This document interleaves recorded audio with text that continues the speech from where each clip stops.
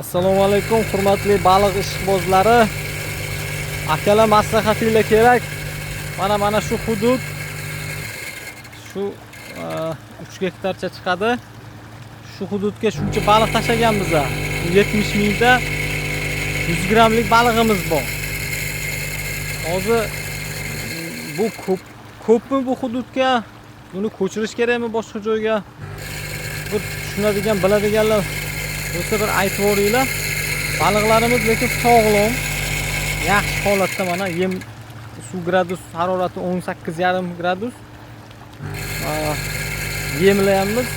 Yem yaxshi chiqyapti mana. Mana shunaqa holatda hozir mana.